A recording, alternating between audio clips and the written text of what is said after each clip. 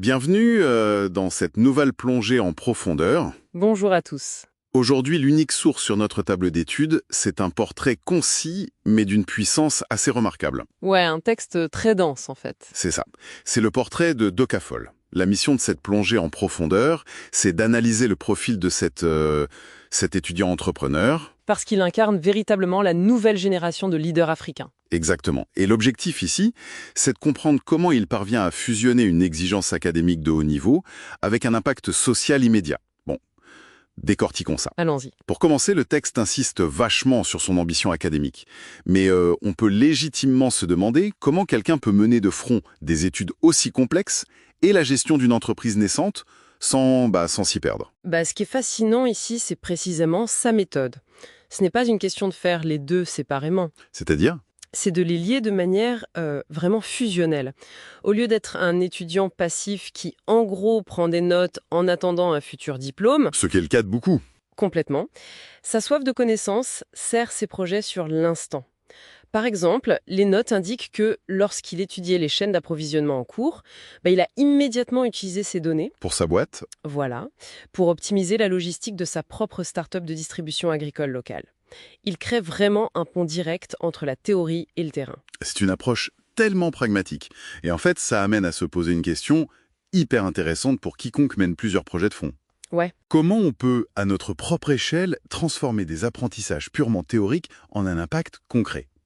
Pour lui, la réponse semble se trouver dans sa vision même du monde des affaires. c'est clair. L'entreprise n'est pas du tout perçue comme une simple machine à générer du profit. Absolument. Et si l'on connecte cette idée au tableau d'ensemble, on comprend pourquoi cette application immédiate définit le leadership moderne. Tout à fait. Son modèle d'affaires refuse catégoriquement de séparer la rentabilité de l'humain. Ça s'articule autour de 3 piliers fondamentaux.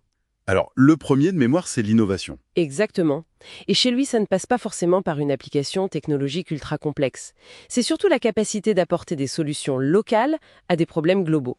D'accord, mais comment il s'assure que ces solutions bénéficient réellement à tout le monde ? Parce que le texte mentionne une vraie volonté de ne laisser personne de côté. Eh bien, c'est là qu'intervient le deuxième pilier, l'inclusion. Ok. Sa stratégie de développement passe par la création d'opportunités économiques directes pour les membres les plus vulnérables des communautés. Il les intègre de force dans sa chaîne de valeur. Au lieu de juste les assister. Exactement. Et enfin, tout ça converge vers le troisième pilier, qui est le service. L'idée fondatrice, c'est de mettre l'humain au cœur absolu de chaque décision stratégique. Il est captivant de noter à quel point cet engagement communautaire, il va bien au-delà des beaux discours d'entreprise habituels. Ah oui, c'est pas du greenwashing ou du social washing, là. Pas du tout. Les documents regorgent d'exemples très concrets de ces actions quotidiennes. On y parle de mentorat pour les jeunes talents afin de préparer activement la relève. Très important, ça. Ouais. D'un soutien logistique et financier direct aux initiatives de développement local et d'une vraie volonté de bâtir une solidarité interculturelle. Ce n'est pas juste un slogan. C'est un travail de terrain quotidien. C'est tout l'enjeu de sa démarche, en fait. Une vision sans exécution concrète, ça reste une simple hypothèse. C'est joliment dit. Docaful bâtit un écosystème où chaque individu a les moyens de réussir par l'effort collectif.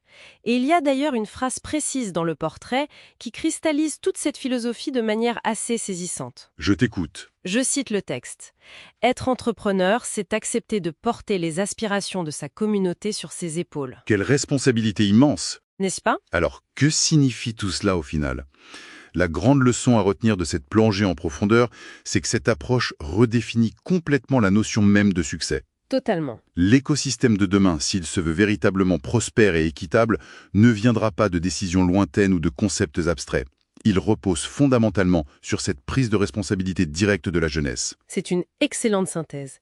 Et pour prolonger la réflexion bien au-delà de ce simple portrait, voici une perspective inédite à méditer pour quiconque s'intéresse à l'économie. Vas-y. Si chaque entreprise à travers le monde décidait soudainement de porter les aspirations de sa communauté locale sur ses épaules au lieu de viser uniquement les dividendes, Le rêve. oui, comment cela bouleverserait-il l'ensemble de notre système économique mondial ?